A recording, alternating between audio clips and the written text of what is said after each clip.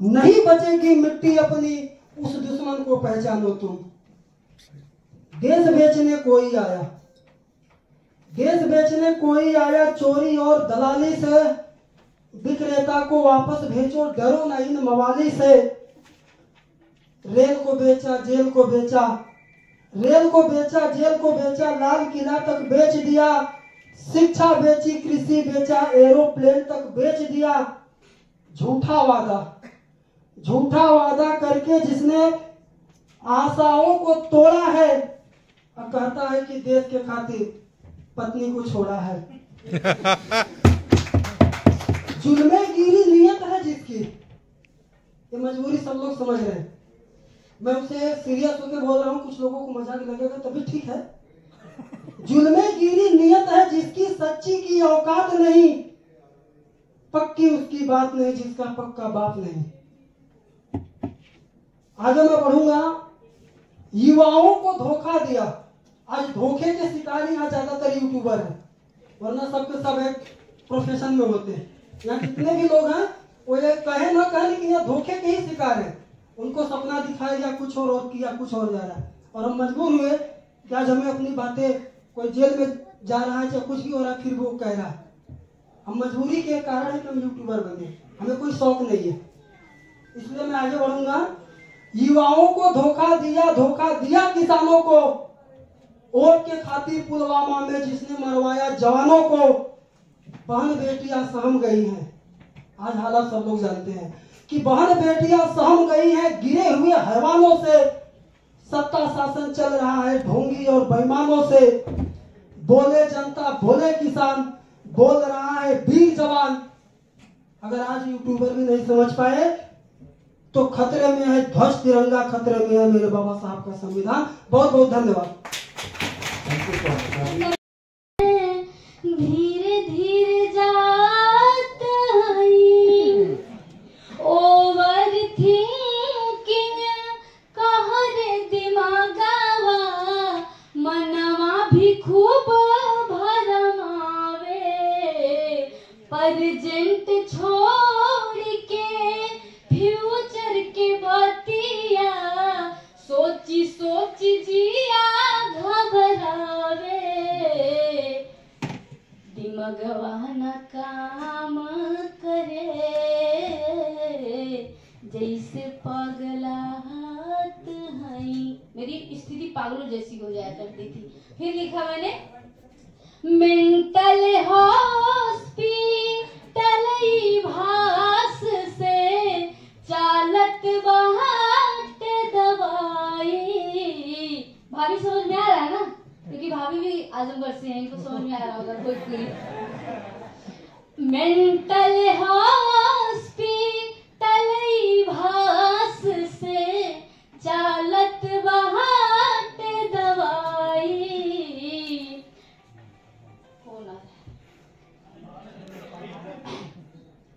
साई के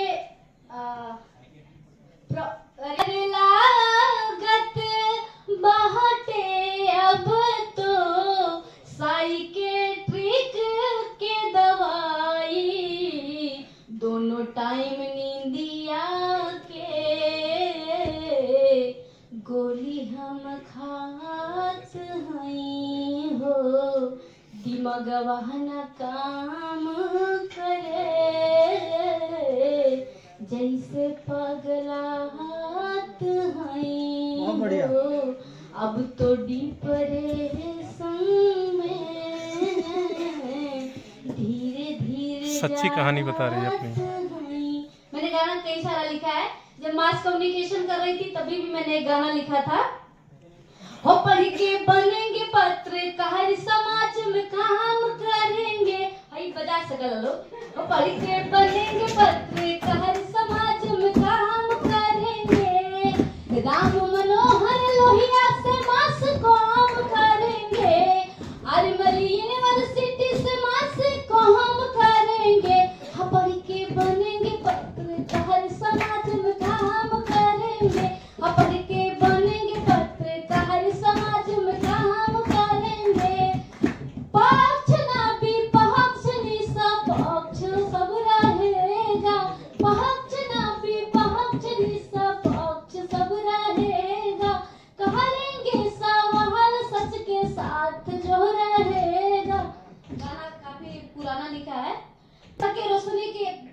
आगे में जाए तो ज्यादा टाइम लगेगा।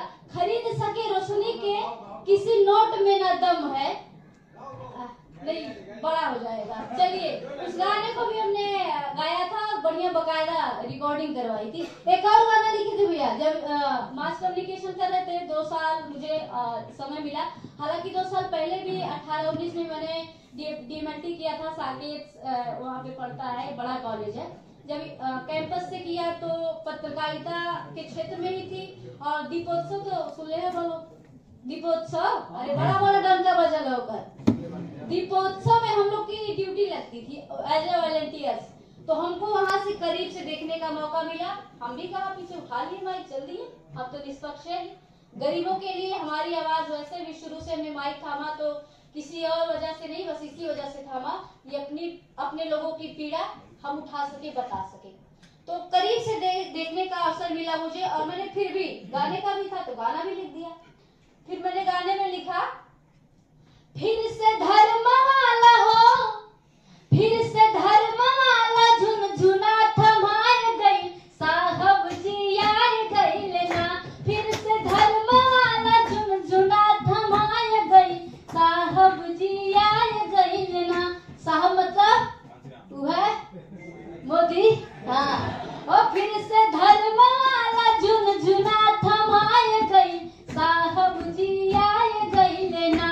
जब चुनाव नियराला राम मंदिर देखाला हो, जब चुनाव नियराला राम मंदिर देखाला, वो अपने रामों के नाम बख्शन है तो का कहना है, श्री राम के भी हो, श्री राम के भी मोहरा बनाए गईल, साहब जी आए गईल ना। फिर से धर्म वाला झुनझुना थमाए गई, साहब जी आए गईल ना। गाना बहुत बड़ा है इसलिए, लेकिन जो भी मैंने गाने में लाइन लिखी है वो कहीं भी आप किसी भी राइटर, किसी भी सिंगर से मैच नहीं देखेंगे। मैंने बिल्कुल अलग लिखा है। बिसी सखी के जिम्मेदारी लाई है टेम्पू भरी भरी, बिसी सखी को जिम्मेदारी मिली थी ऐसे गांव वाइज की, आपको इतने पब्लिक भर के लाना है, क्योंकि दिखाना था भाई, माहौल बनाना था, चुनावी माहौल बनाना था। उस समय ये भी लिखा था। एक और गाना लिखा था, अयोध्या धाम राम के, अयोध्या धाम राम के नाम पे हो तेरा, दीदी बुलाई दीदी हो, राजनीति बा 24 के रणनीति बाना, अयोध्या धाम राम के नाम पे हो तेरा राजनीति बा 24 के रणनीति बाना। समझ में आ रहा कि सही हम गाए जाए, कैसे भोजपुरी में लिखे हैं, आ रही है ना। योगी हर तीसरे दिन आवे, बैरिकेडिंग करवा में। पढ़ने वाले बच्चों को बहुत दिक्कत होती, वाकई में जो कमेरा लोग थे, जो पढ़ने वाले बच्चे थे, हम लोग को इतनी दिक्कत होती थी।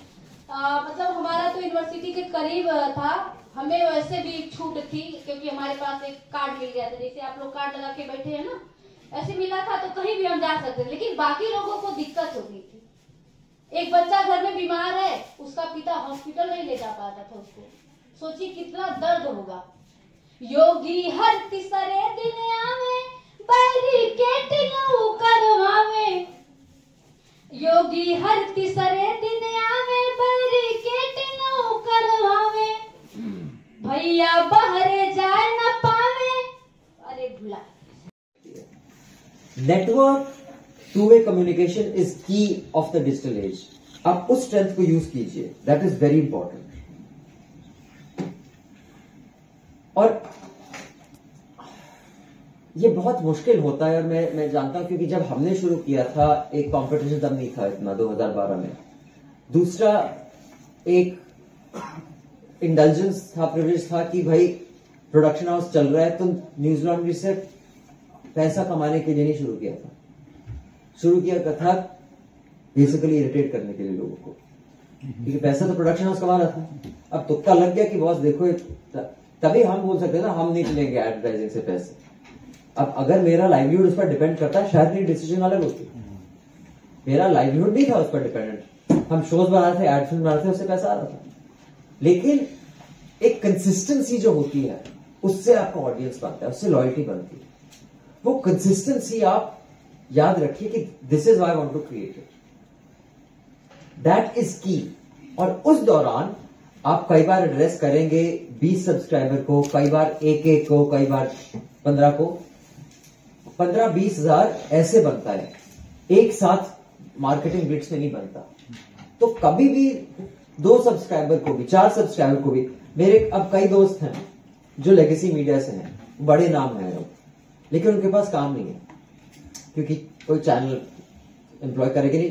कॉम्बिनेशन है, आइडियोलॉजिकल रीजंस है, मार्केट रीजंस भी हैं कि आज उस सैलरी पर कोई एम्प्लॉय नहीं करेगा आपको। लेकिन वो अपना भी अगर शुरू करेंगे कुछ, उनको बहुत संकोच या झिझक होती है कि भाई आप पे टू कीप न्यूज टू। किस तरीके से, तो सर मैं निवेदन ये कर रहा था कि जो सोर्स ऑफ गूगल से है, आजकल कई बार ऐसा भी देखा जाता है कि सर कि सोशल मीडिया का जमाना है और उसके अंदर बहुत सी ऐसी चीजें हैं जो गूगल्स पे डाल दी जाती है। तो सर हम किसी भी अगर तथ्य की बात करें तो उसकी प्रमाणिकता को और मतलब किस तरीके से तर्क संगत बना सकते हैं? देखिए, कोई भी, मैंने अभी थोड़ी देर पहले कहा, कोई भी चीज जो गूगल, बैठ जाइए, कोई भी चीज जो गूगल में आपको दिखाई पड़ती है, सिर्फ उसी पर भरोसा करिए जिसका सोर्स आप ऑथेंटिक मानते। 10 अखबार आप आइडेंटिफाई कर लीजिए, अगर वो खबर वहां पे है तो उसको आप ले लीजिए। जैसे इंडियन एक्सप्रेस में है, टाइम्स ऑफ इंडिया में है, हिंदुस्तान टाइम्स में है, टेलीग्राफ में है, डेक्कन हेरल्ड में है, डेक्कन क्रॉनिकल्स में, क्योंकि वो एक संस्थान है जिनकी एक वहां से कंफर्म करी वहां पे छपी या नहीं छपी। अगर वहां भी नहीं छपी है तो फिर उसको किसी बड़े पत्रकार से आप बात कर सकते हैं, जहां से वो खबर निकली है वहां के किसी पत्रकार से बात कर सकते हैं, वहां के किसी पदाधिकारी से बातचीत कर सकते हैं, वहां अपने किसी दोस्त से बातचीत कर सकते हैं। बट कोशिश करिए अननोन सोर्स से खबर को मत उठाइए, हमेशा खतरा रहेगा कि आप फंस सकते हैं।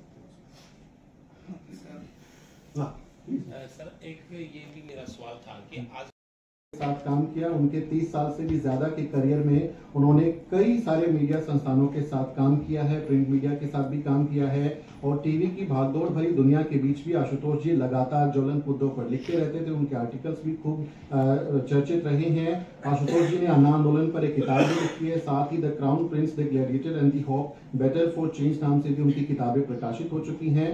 पत्रकारिता जगत में 3 दशक लंबे करियर के बाद आशुतोष जी ने कुछ समय राजनीति में भी दिया और लोकसभा का चुनाव भी लड़ा, लेकिन सियासत से मोह भंग होने के बाद वो फिर से एक बार पत्रकारिता के क्षेत्र में लौट आए और हमारे लिए अच्छी बात है कि हमको एक शानदार पत्रकार वापस मिल गए।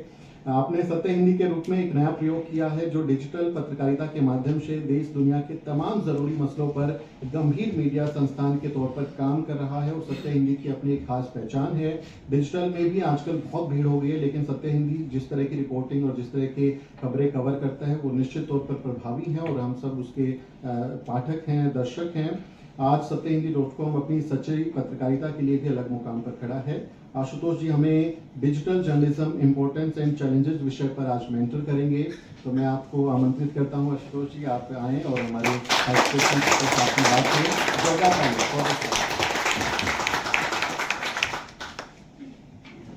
बहुत बहुत शुक्रिया।